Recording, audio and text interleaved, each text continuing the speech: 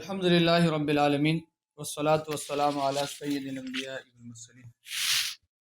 میں ایک بار پھر اپنے تمام ناظرین سامعین کو اپنے یوٹیوب چینل مفتی شاذب شاذلی پر خوش آمدید کرتا ہوں۔ اللہ تبارک و تعالی مجھے حق کہنے، ہم سب کو حق سننے، اس پر عمل کی توفیق عطا فرمائے۔ کشف سے متعلق آج ہماری گفتگو کا موضوع ہے۔ جو احباب روحانیت سے شغف رکھتے ہیں، سلوک سے شغف رکھتے ہیں، تو ہر بندہ نے یہ چاہ رہا ہوتا ہے کہ میری کشف آ جائے، میری تیسری آنکھ کھل جائے، میں باطنی امور کو دیکھنے لگوں۔ ابھی اور ہم سے کئی لوگ پوچھ رہے ہوتے ہیں کہ حضرت کو ایسا وظیفہ بتا دیں کہ جس سے نا میں پیٹھ پیچھے دیکھنے لگ جاؤں، میری تیسری آنکھ کھل جائے، جو آیا ہے میرے پاس میں اس کے دل کا حال جاننے لگ جاؤں۔ میرے بھائی، میں ابھی اس پر آتا ہوں کہ اس طرح کے علوم اور اس طرح کا عمل کرنا چاہیے نہیں کرنا چاہیے۔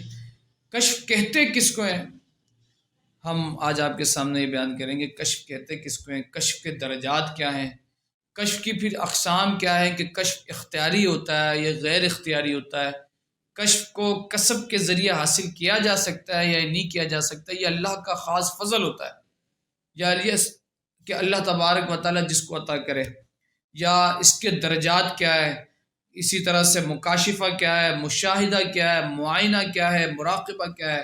کشف کا جو علم ہے یہ کس درجے کا ہوتا ہے، حتیٰ کہ یہ آیا کہ یہ عین الیقین کے درجے پر ہوتا ہے، یا یہ حق الیقین کے درجے پر ہوتا ہے، یا علم الیقین کے درجے پر ہوتا ہے۔ تو ان تمام امور پر انشاءاللہ آج ہم بات کریں گے۔ میں اپنے دیکھنے والے سے یہی عرض کروں گا کہ وہ ہمارے اس چینل کے ساتھ جڑے رہیں، اس کو زیادہ سے زیادہ شیئر کریں۔ چینل کو نئے آنے والے سے گزارش کروں گا کہ سبسکرائب کریں۔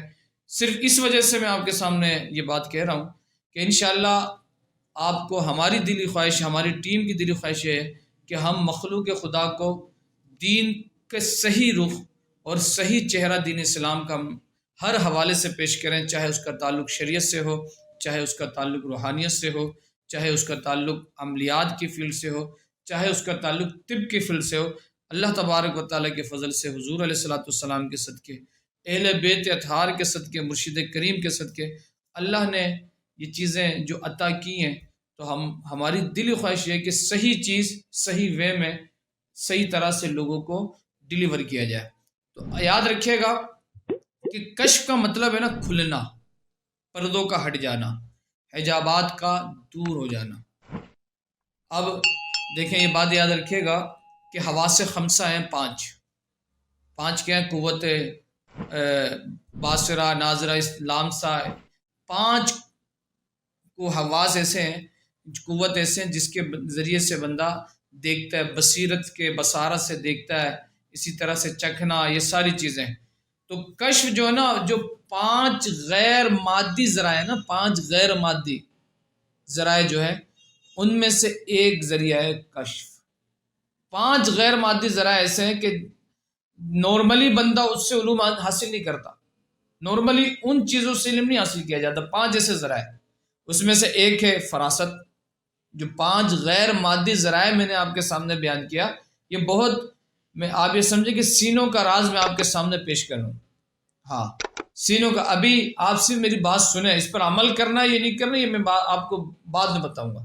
صحیح ہماری بات، حقیقت کیا ہے، ایسا نہ ہو کہ بندے پاگل ہوتے ہیں۔ میں نے ایسے ایسے پیشنٹ کو، ایسے ایسے لوگوں کو دیکھے کہ کشف کے چکر میں انہوں نے اپنی زندگیاں برباد کر لی ہیں، وہ حضرات میں لگ گئے، اس چیزوں میں لگ گئے۔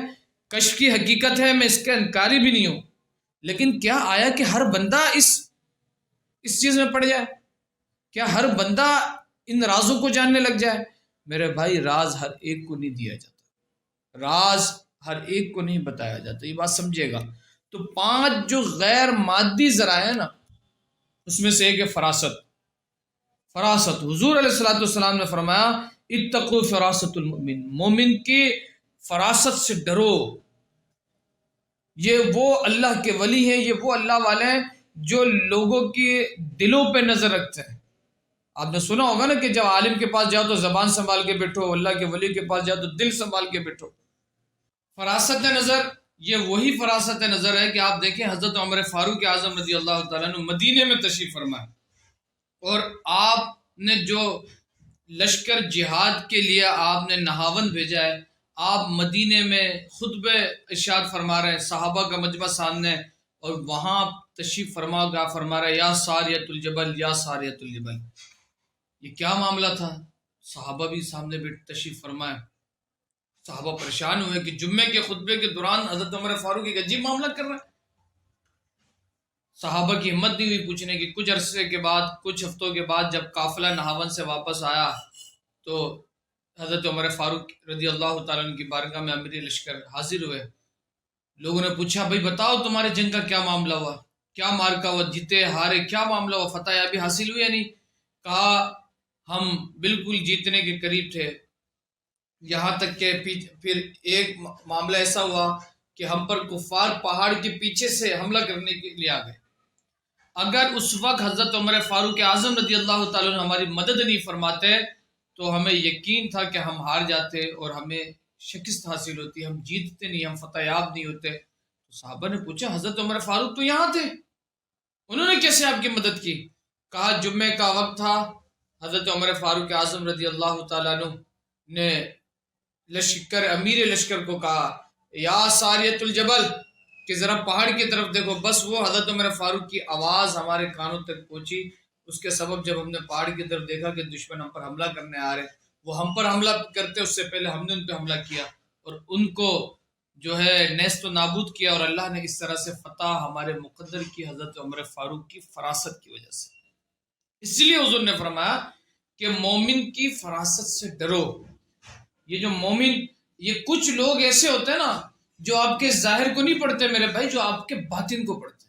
تو یہ غیر مادی ذرائع میں سے ایک ذریعہ فراست ہے، دوسرا حدث ہے، یہ دنائی کہلاتی ہے۔ یہ بھی جو ہے اللہ تبارک و تعالیٰ کی طرف سے عطا کردہ ہوتا ہے۔ اللہ تبارک و تعالیٰ کچھ لوگوں کو ایسی عقل و فراست اور دانائی عطا کرتا ہے کہ وہ موقع محل کو اور ان کا حاضر دماغ ایسا ہوتا ہے کہ وہ سارے معاملات کو پکڑ لیتے ہیں اور اس کی جو ہے نا اینڈ تک پہنچ جاتے ہیں۔ یہ حدث کہلاتا ہے غیر مادی ذرائع میں سے۔ اور پھر تیسرا ذریعہ جو ہے وہ ہے کشف۔ اللہ نے قرآن میں بھی فرمایا فَكَشَفْنَا عَنْكَ غِطَاءَكَ فَبَصَرُكَ الْيَوْمَ حَدِيدٌ۔ قرآن میں اللہ تبارک و تعالیٰ ارشاد فرماتا ہے، صحیح ہماری بات، کہ یہ پردے اللہ تبارک و تعالیٰ اٹھا دیتا ہے اور نکاح کو تیز، غطاء فَبَصَرُكَ الْيَوْمَ حَدِيدٌ، نکاح تیز ترین ہو جاتی ہے۔ اسی طرح چوتھا جو درجہ ہے وہ الہام، وہ کیا ہے؟ الہام۔ اور پانچواں درجہ جو ہے غیر مادی ذرائع سے جو علم حاصل ہوتا ہے اس کا ہے پانچواں درجہ وحی، اور وحی خاص انبیاء کے لیے، خاص انبیاء کے لیے۔ تو یہ سارے درجے ہیں، اور اسی میں سے ایک جو جس میں ہم بات کر رہے ہیں وہ کشف۔ اب کشف جو ہے، یہ بات یاد رکھیے گا کہ کشف الحضور بھی ہوتا ہے، حاضر چیزوں کا کشف، سمجھ ہماری بات۔ اسی طرح سے جنات کے معاملے میں کشف، اسی طرح سے کچھ چیزیں ایسی آپ کے ساتھ آ جاتی ہیں عملیات کے ذریعے۔ یہ بات بالکل اس میں کوئی شک کی بات نہیں۔ دیکھیں یہ میں کوئی وہ بات نہیں کر رہا، الحمدللہ میں ایک جو ہے شریعت کی فیلڈ سے بھی وابستہ ہوں، پڑھنے پڑھانے سے میرا تعلق ہے۔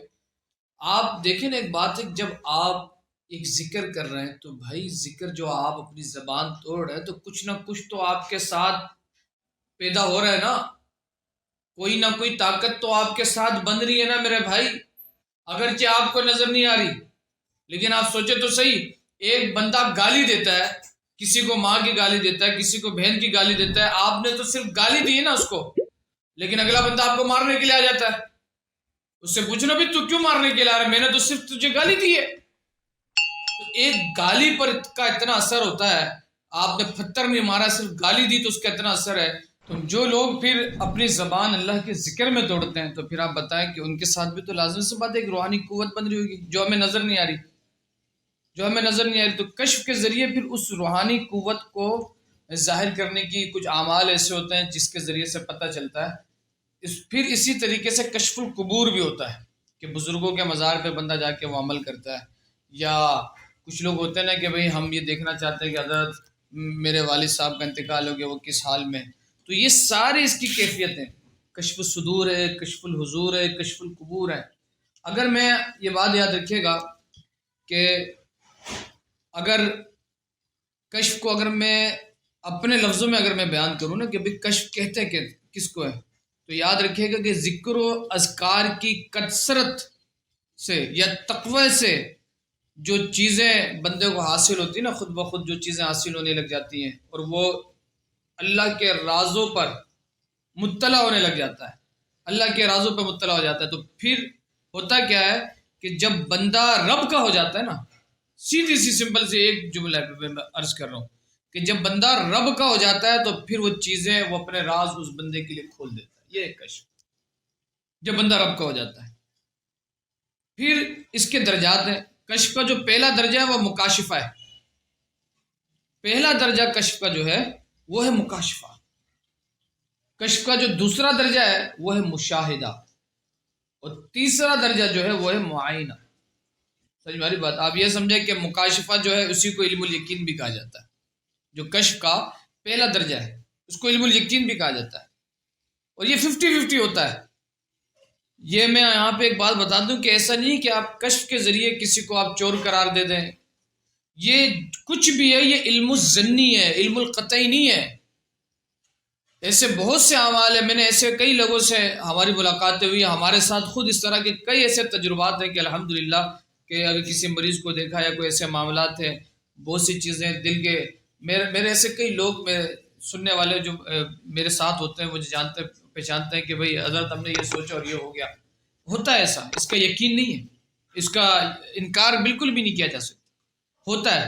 لیکن میں پھر کہہ رہا ہوں کہ آپ اس کو قطعی نہ سمجھیں، اور اس کے وسوسے میں آ کر اور اس کے جال میں پھنس کر آپ اپنے آپ کو کچھ سمجھنے نہ لگ جائیں اور کسی کے لیے غلط فیصلہ نہ کریں کہ اگر آپ کو کچھ پتہ لگ بھی گیا ہے تو آپ یہ دیکھیں کہ یار ہر بات بتانے کی نہیں ہوتی ہے، ہر بات ہر ایک کو نہیں بتایا جاتا۔ کوئی آپ سے آگے پوچھے بھائی مجھ پہ جادو ہے تو بتایا ذرا کس نے کیا، تو ہم لازمی، میں ایسے پیشنٹ کو اور ایسے مریضوں کو یہی کہتا ہوں کہ میرے بھائی آپ آم کھائیں گٹھلیاں نہ گنیں، آپ کا یہ کام نہیں، بس آپ کا کام سیدھا ہو جانا چاہیے، اگر جادو جادو کی کارڈ ہو جائے، نظر بد ہے نظر بد کی کارڈ ہو جائے۔